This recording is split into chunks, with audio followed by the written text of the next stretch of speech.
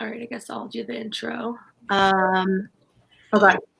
Welcome everyone to Rise to the Challenge. Today we have RA the Rugged Man on to announce the winner of the Legendary Loser Remix Challenge. RA the Oatmeal Man. And we have Danny Kramer, our A&R manager, with us today. That is I.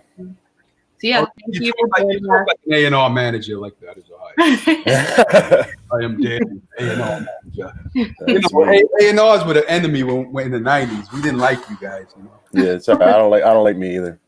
Well, I know the 2.1 version. Times have changed, you know. So maybe A&Rs are likable now. You know? I hope so, man. We're trying. Yeah, hopefully. Some of us. Some of us. No, but there's some good A&Rs. If you was a good A&R, we liked you. But yeah, they were just so. Yeah, I mean the deals that were going on back then were just insane.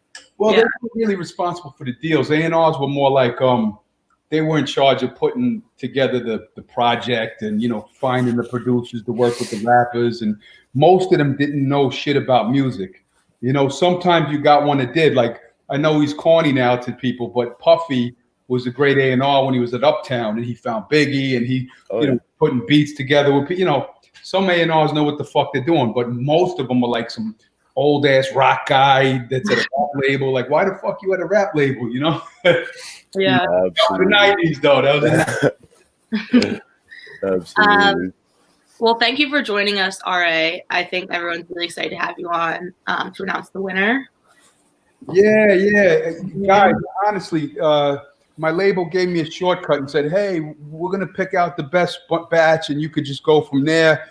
And then, I don't like cutting corners like that. So I listened to every single one of your fucking beats. So, I'm not like the shortcut guy. So I heard every one of your fucking beats. Some of them were great. Some of them were fucking horrible. But there was some dope shit in there. In fact, my favorite beat, I would have gave number one, but the vocals were just lined up a little funky. So I was like, I got to go with the one that produced it, Mm-hmm. Yeah. Absolutely. But I mean, I still gave my favorite beat on the top five, but that one, the number one, he put his own. We're not allowed to say who won yet. I don't know. So today we're going to listen to the top five that you picked, and then after that we will announce the winner. We got to hear the whole song of each one. We're gonna put it just like 40 seconds of each. Cool. Because I was like, you got to hear the same rhyme, fucking 5 times in a row. Shoot myself. Yeah. All right. But yeah, I mean, so how did it feel to sort of have all of these different producers remixing your shit and being involved in your project? Well, that's how I work a lot, though. A lot of times I'll just write the rhymes to a beat, even if I know it's not the beat I'm going to use. I just want to get the rhymes down, and then I reach out to producers and we'll go to the studio and produce it together. And a lot of times, some beats I use the like, oh, that beat's crazy, I'll write to that. But sometimes you got a rhyme in your head and you just want to write it and record it, and you're like, yo, that beat is dope, but for my album it doesn't fit. We're gonna produce that better. So I'm a remix guy. I like remixes, So, but it was awesome having people from all over the world that don't know me for shit, going in their house and trying to participate in some shit. It was a real dope thing that you guys let me be a part of because, not because of anything. I appreciate it. Also, I want to stop saying a lot. I watched it the other day and I was like, yeah, and but like I said, like literally like fucking 7 times every 4 seconds. I was like, so in this interview, I'm gonna try to stop saying Well, but sometimes we know. Yeah. All right, you don't got to tell us we know. We know. Yeah, sometimes we know, yeah. Can you tell us a little bit about your background in music, how you got started, who your influences were? Oh, I was a kid in the '80s, so my influences was the Juice Crew. All my favorite rappers came out of the Juice Crew. That was Marley Marl's crew of MCs. They're the greatest crew of rappers in history. I know, more modern era go Wu-Tang, of course, but I think Kane could out rap everybody. I think G-Rap could out rap anybody, and Biz Markie had that. He was ODB before there was an ODB. It was like MC Shan. Craig G was one of the best freestylers at the time. And Roxanne Shante could freestyle and battle. She was like 13, 14-year-old, battling grown ass men beating people. So, it was my Tragedy Gaddafi. There would be no Nas and Mobb Deep, any of these guys without Tragedy. So Master Ace, who's consistent 30 years, and MC Shan, one of the slang dealers, like his slangs was next level. So that was my biggest influence, was the Juice Crew, and Marley Marl was my favorite beat maker. And also in hip hop, an underrated hip hop beat maker is Teddy Riley, because he went on to do all these big pop records. Nobody ever mentions him in hip hop, but he did like Dougie Fresh, the Show, and he was doing Kool Moe Dee and Heavy D and like all these legendary rappers. So a lot of people never say Teddy's name when it comes to hip hop, but Marley and Teddy were two of my favorites coming up. Yeah. Absolutely awesome. Yeah. And then he went on to do Prerogative and Michael Jackson and the entire Guy album. So he went and did like classic of all pop music, and then R&B and soul and hip hop. So I love Teddy. So how did you sort of personally get started making music and all of that?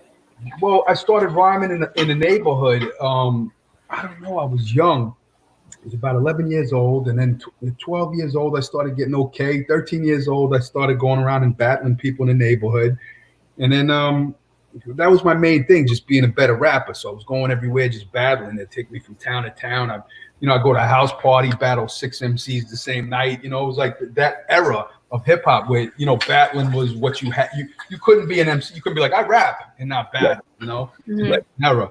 So, so that was that. And then, I met some producers. Niles, he was up in EPMD studio, Charlie Murata's studio with EPMD and JVC, and a lot of the legends were recording that. So I went up there and rapped for everybody, and they was like, yo, let me produce you. So I was like 16 then, and started making some good demo tapes. And, before I knew it, I was getting labeled deals. There was something about rhyming. I wasn't good at shit in life, and I'm still not good at anything. But rapping, it was since I was a little kid, it was something natural. I was just always able to get better than the kids in the neighborhood, then better than the kids around me, then better than whoever was making. Like, we always had this thing where we were good at it. So I was good. I'm talking like I'm more than one person, but yeah, it was a thing where I was really good at it. I don't know what it was or why it was, but yeah. So I mean, is that what you were sort of dedicating all of your free time to, even as at a young age, or did it just sort of happen? Nah, because there was other kids in the neighborhood that was trying to rap all the time, but it was just something that, like, even before I had a lot of practice at it, I had lyrics, So yeah. I don't know what it was. The gift, yeah. Yeah, and then the kid Cap, I tell the story, Capital the Crime Lord, or Capital T at the time. He was on Biz Markie's album and Diamond Shell's album, but he was the best white boy rapper in the world, and he was down with Biz and Shell and EPMD. And he was a couple years older than me. And he said, kid, you got crazy. Well, not kid. I don't know if he called me kid. We were only 2 years apart. But he said, you got crazy lyrics. Like, your lyrics are crazy, but you got a flow. And he had a car already. 16, he had a permit. He could drive a car around. So he used to put a tape in and beats that he looped on his little that's how we used to make beats. If there's a beat making show, fuck my rhyme. Yeah, right. Let's quick that story. Tell us about the beats. He used to take a fucking pen and a piece of tape and look for the best part of like Sexual Healing by Marvin Gaye and tape it up, put it in a little machine and play around, and then we'd freestyle to this little piece of fucking tape loop like this. Motherfuckers watching this like, old ass motherfuckers. We used to rap to this little piece of tape that Cap used to loop up like that, And then he had the turntable, so he'd go back and forth, and we could rap to that too. But like when he wanted to rhyme too, we put the little tape on the thing, and then we had little microphones, and we rapped a little piece of one tape. It's funny, different times. It's crazy how far the technology's come, and yeah. Not actually that much time in terms of and the equipment changed, because there were certain times when people wanted that bass and that funk, and we were in Long Island, so EPMD and Public Enemy, they like that bass and the funk, Before, West Coast had loved funk music. But hip hop funk was coming more out of Long Island. Like if you listen to NWA's first album, the production sound like something that Public Enemy did, the Bomb Squad. And if you ask Dre, I'm sure he'll admit, like, hell yeah, the Bomb Squad was a huge influence on my production on Straight Outta Compton. So, you know, that's not their first album, but the one that really took off. But so yeah, there was like, you know, then early 90s or maybe late 80s, they had a machine called the W30. It was just cheese. It was a Roland, just a cheesy ass computer. I mean, just a keyboard, but it had this bass. So if you wanted the funk, all the Long Island boys had that W30, you know. Oh yeah. And then you go to the Bronx later on, and they'd have, you know, I think what's the famous machine that Pete and everybody used? You know, the SB 1200 or the famous machine from yeah, no, I know what you're talking about. I just don't know the number. They all had the same machine. I was like, but what about the bass on the? But that got dated.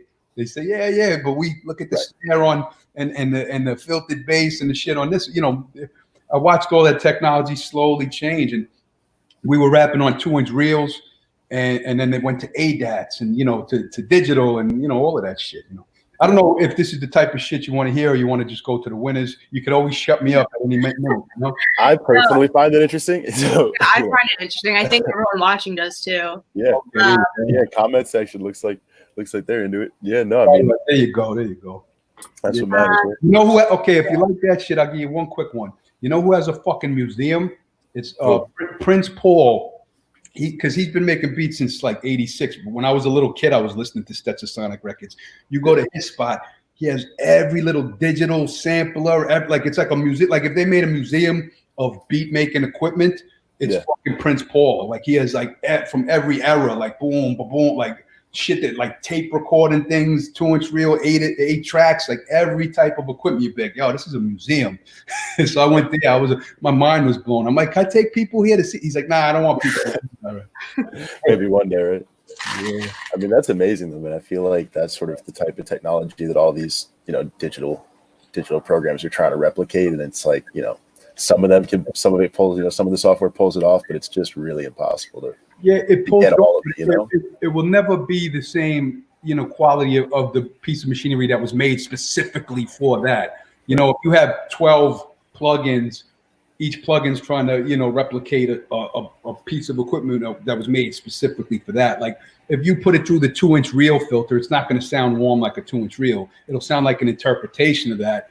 You know, and I'm not saying it's better or worse. Yeah. Because there's pros and cons to 2-inch tape. You know, 2-inch tape, I was in love with it. When it died, I wanted to kill myself. I didn't want to even make music anymore.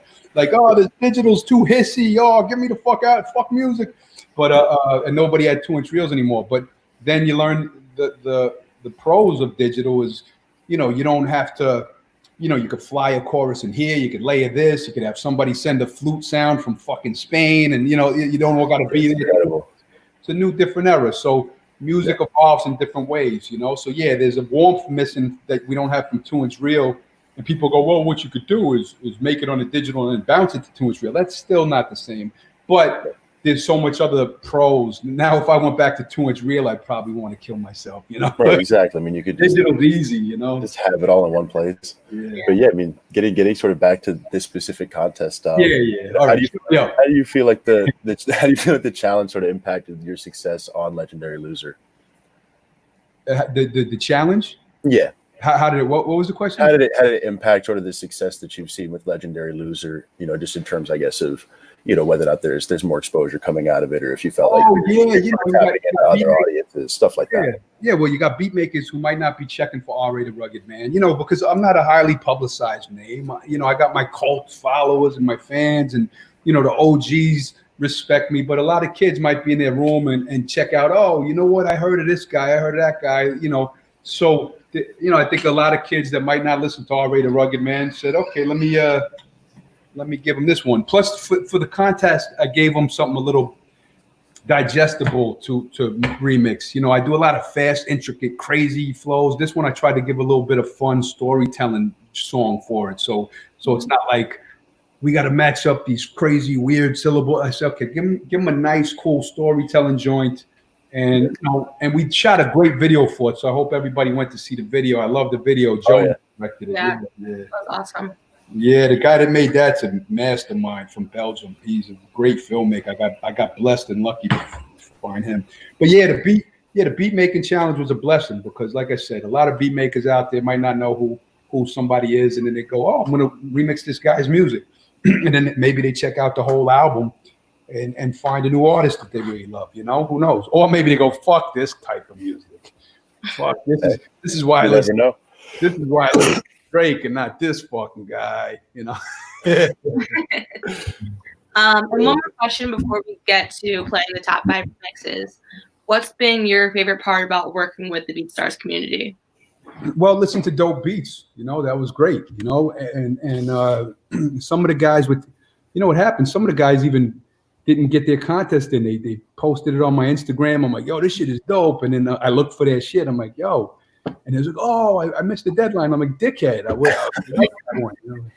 Yeah, so you know, you meet producers from all over the world, so that's incredible, you know. Yeah. But because that's the other thing, is where rappers are corny is they think that like a name producer means that they're the hot shit, and you know, name producers became names because they met somebody with a name and they made a famous song.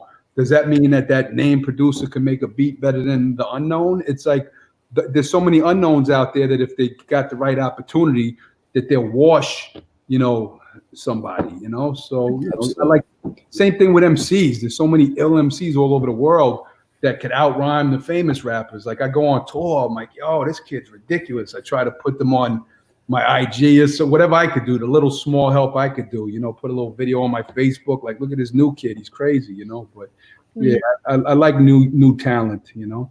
For sure. All about getting that opportunity. All right. You mind if I eat oatmeal while we do the contest, right? You gotta eat. Everybody's gotta eat. All right, let's get to listening to the top 5 remixes. When I play each one, just make sure you mute your microphone. There's no. Oh, should I shut this off, the same? I'll mute you. It's fine. Okay. All right. Can you guys see my screen? Yes. All right, first one up is by DJ Fastcut. You're a scumbag. Rugged man, I was young, I was a loser. That there's rugged man. The lowest. The loser. Rugged man, I was young, I was a loser. That there's rugged man. The lowest. Yo, do I lack a massive hit? Am I a backpacking prick? Am I a rap maverick or just a fat sack of shit? Nothing that the world would ever give to me but negativity. The industry was only interested in getting rid of me. My family snort heroin and smoke pipes. Criminals, biker gangs, drug addicts, low life, sage and orange, homicide, robberies. My life makes Shakespeare tragedies look like Adam Sandler comedies. I need to meditate. Yeah. All right, tell us why you like that one. Why is it on your top 5? Well, DJ Fastcut, he produced the song. He, you know, it wasn't just a beat put on a vocal. He added his own cuts. He added drum flips for certain parts of the rhymes, and plus the rhyme is a silly, goofy storytelling song. So it kept the flavor of being fun and upbeat. Where like there were some really dope beats, but they were kind of like serious, you know. And if you're gonna rhyme to a serious beat, you're gonna rhyme a totally different way. So I thought that he flipped it and produced the track nicely. Yeah, Definitely. All right, next one up is by Bender. Bender. If she looking for some love, well, I got it. I don't know why. Rugged man, I was young, I was a loser. That there's rugged man. The lowest. The loser. Rugged man, I was young, I was a loser. loser. That there's rugged man.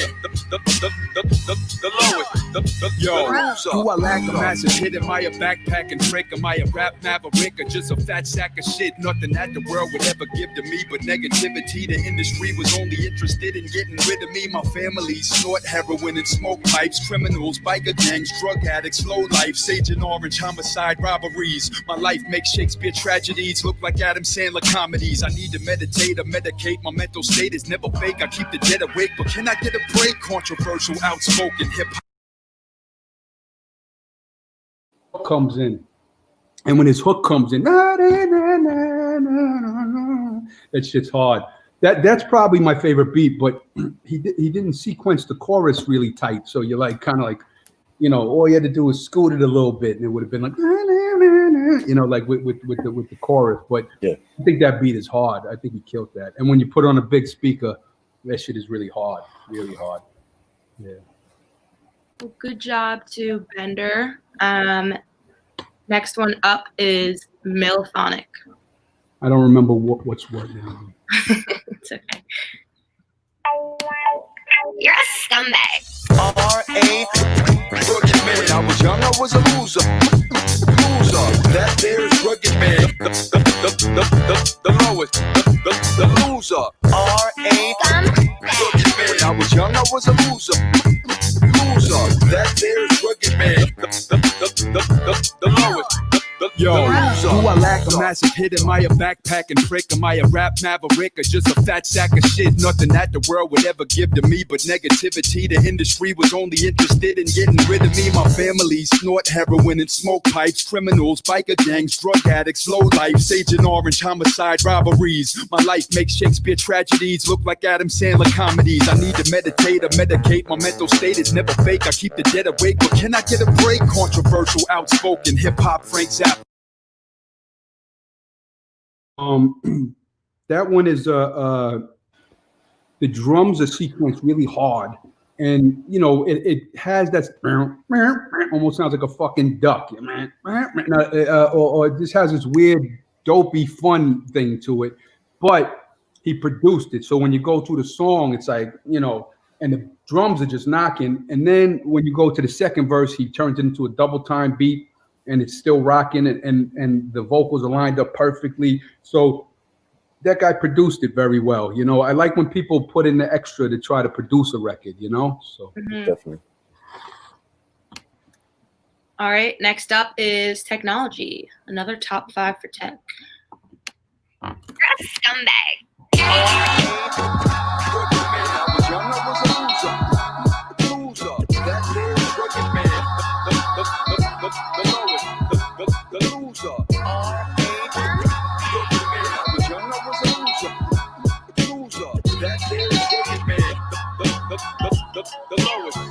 Yo, do I lack a massive hit? Am I a backpacking trick? Am I a rap maverick or just a fat sack of shit? Nothing that the world would ever give to me but negativity. The industry was only interested in getting rid of me. My family snort heroin and smoke pipes. Criminals, biker gangs, drug addicts, low life, sage and orange, homicide, robberies. My life makes Shakespeare tragedies look like Adam Sandler comedies. I need to meditate or medicate. My mental state is never fake. I keep the dead awake, but can I get a break? Controversial, outspoken, hip hop, Frank Zappa, bad breath, body odor, overweight, stank.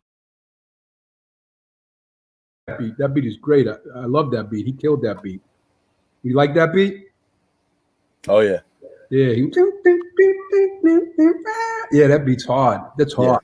Yeah. You know, that also, like I said, the song is a fun storytelling song, and it's dramatic, but in a fun storytelling way. This beat is a little, you know, like I could picture if we got like tragedy on that shit with me, you know, like it's a different style, which is cool. But I really like that one. I just think the beat's hard. You know, it's hard. You know, so Absolutely. Kimmy, Tech gets a lot of top 5s, right? Yeah, he does. I was gonna say, and also he's in the chat, so congrats. Hey, Tech, good job. yeah, there's something with the mix on my vocals where it was lower, a little muddy and low, which I don't give a fuck about. But I'm saying when I played it for some guys in the house, they was like, well, I said, no, it's just a mix thing. So I don't know what that is. you know, it has nothing to do with your production of your beat because it's dope. So, but like, you know, the other beats, my other rhyme was sticking out more mix wise. So, you know, maybe in the future turn, I don't know. Do whatever the fuck you're doing because you're getting all these top fives and tell me to shut the fuck up, actually. Nah, shit is dope, hard. I like it a lot, man. I really like it. And I think the next one, the last one, there were so many challenges that I told the label, I gave them like 10 more. I said, look, what the fuck? How do I pick all of these? You know, I said, you pick out of these 10. So they picked this one out of 10 that I picked. You know. Yeah. All right. Well, next one up is by Mark Gobble Music. That's the one that they picked out of the 10. You're a scumbag. Rugged man. When I was young, I was a loser. That there's rugged man.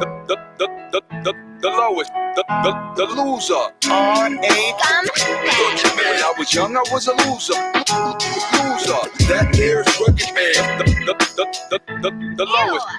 Yo, the do I loser. lack a massive hit? Am I a backpacking prick? Am I a rap maverick or just a fat sack of shit? Nothing that the world would ever give to me but negativity. The industry was only interested in getting rid of me. My family snort heroin and smoke pipes. Criminals, biker gangs, drug addicts, low life, sage and orange, homicide, robberies. My life makes Shakespeare tragedies look like Adam Sandler comedies. I need to meditate or medicate. My mental state is never fake. I keep the dead awake, but can I get a break? Controversial, outspoken, hip-hop, Frank Zappa, bad. I'm glad the label picked. I'm glad they picked that one because that was on the top of the list, and I was like, what do I do? You know, and then they, you know, they were like, we got to decide by 2:00. So I was like, oh shit. I was like, go through these 10. Let me know. Let me know. And they picked that. I said, oh, good. Yeah. That one's hard. And I like on the drop, you know, the vocal samples he uses. I'm a vocal sample guy. I like little, you know, vocal, you know, parts like that. Oh, you know, it adds to the drama. So Yeah, I thought that was very dope. uplifting beat. Yeah. Yeah. The uplifting one. Yeah. All right. Well, who is your winner? Oh, I thought that was I thought that was the list. No. No, that is the list. Who won? Who's the winner? Oh shit. You guys give yours. I'm not gonna let it influence mine, but I just want to see what you guys think. Mine actually wasn't even on the list. So, Which one was yours? my favorite was by Custom. Which one was that? It was more of like an EDM type remix. So I don't think it was. Oh, was he the guy that I tweeted it? He I think I tweeted. I think I put him on IG. He had the fucking mask on and did the IG shit. Yeah, he's on my IG. He was making the beat on the spot. Yeah. Posted him. Yeah. Oh, I got that one right here. Yeah, Custom. Yeah. Your winner is the actual winner and gets all the prizes. So we gotta let them know. Oh, so I got to stop talking and give the number one. Who's gonna play Custom? He's the one she likes.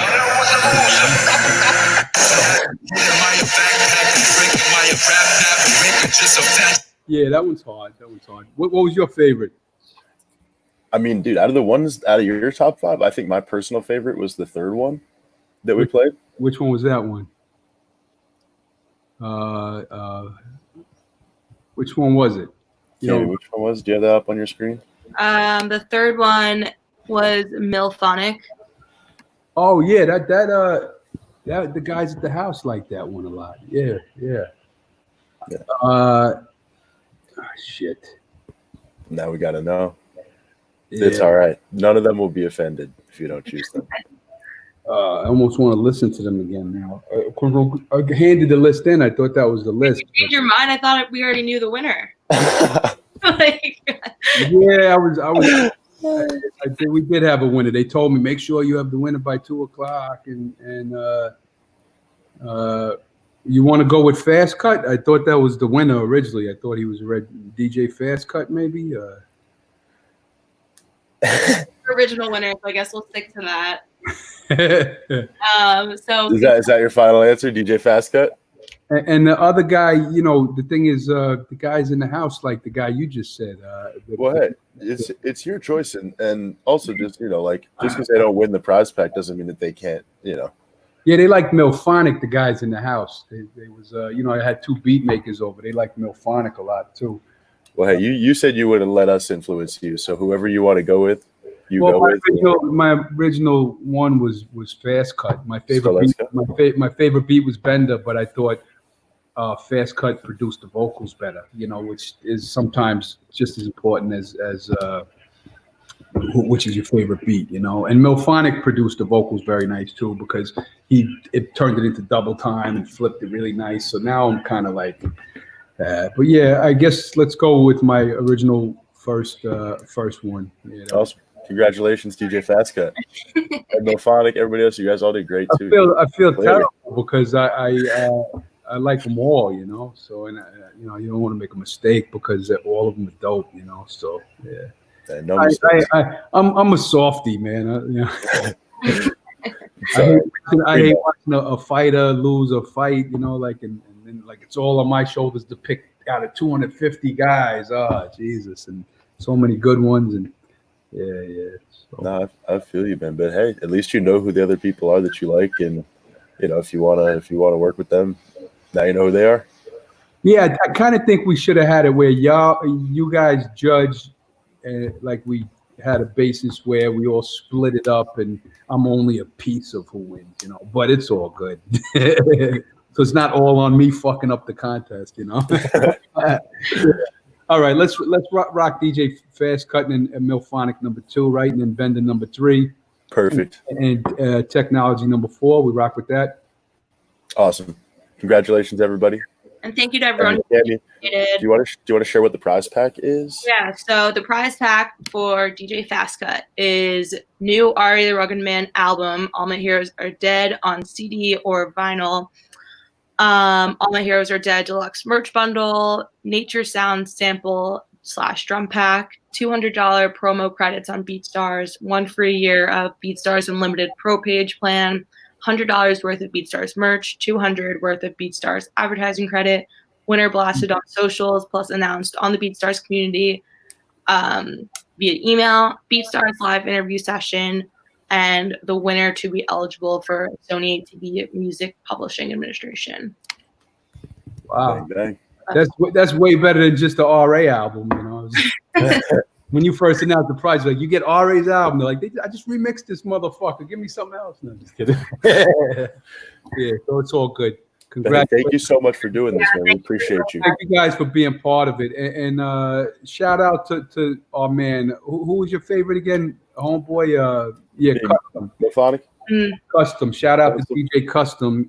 He was dope too. And it was a different vibe. And there was so many good. Yo, you know what? Give me 2 seconds. I had so many on my Pragmatic killed it. CMC killed it. Beat Turn and killed it. A guy named Chill Ill killed it. There was so many dope ones. 44P, DJ Radiohead beats. Like there was so many. So it was, DJ Radiohead Beats is a great producer, man. Yeah, he killed it. It was a lot of really dope ones, and people. I got a whole list here of. There was one that was soft R&B that I thought was great. It was a pop Tassis, and everyone I played it for was like, that don't match the song. That's too soft. They made me chicken out of picking him in any. But I thought his shit was fucking great. I mean, it was a lot. And the kid that didn't make the contest on time that was on my IG, his name was Jay Abstract. He was doing some fly shit on his Instagram, but he was like, oh, I thought the contest ended July 1st. I was like, you fucker, I probably would have picked you. But shout out to everybody that participated in it. I appreciate it. Yeah, great job, everybody. Thank you, RA. Appreciate you. Joining. All right, cool. All right. See you soon. Be well. Bye, everybody. Oh, how do Bye, I get everyone. Thanks for coming.